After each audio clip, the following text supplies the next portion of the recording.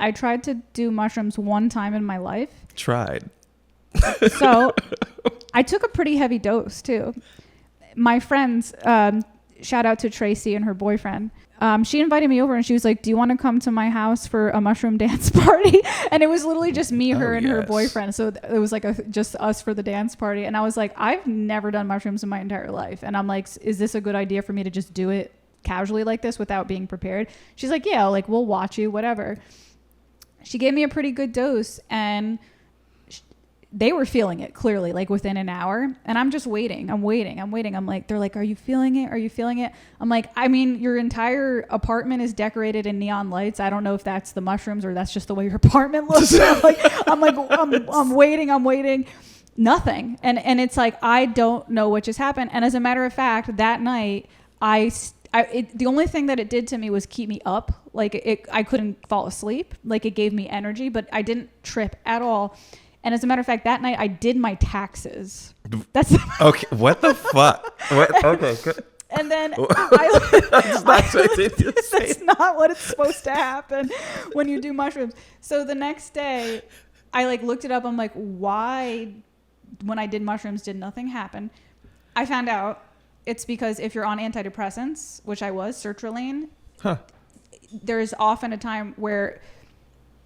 So sertraline affects your serotonin levels, and that's also what mushrooms do. Yeah. Because the sertraline is already doing that, it sometimes blocks the effect of mushrooms. So, and as a matter of fact, I didn't know this till later, it can potentially be dangerous to do mushrooms while you're taking antidepressants because either it's going to block it out, or if it doesn't block it out, it might overstimulate your serotonin levels and it could kill you actually. So like I was on I think that's rare. That's a very rare case. You would have to be on like a high dose of antidepressants and take a lot of mushrooms for something like that to happen.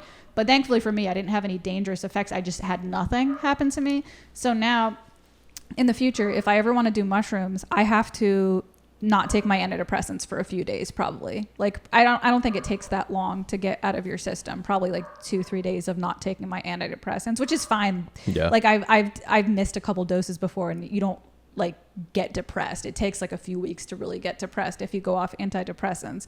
So I think I want to try that. Now my biggest fear is like, because it's something I've never experienced before, I don't know how I'm going to act. So I feel like I need a babysitter and I'm like, who is going to be my babysitter if I lose my shit on mushrooms?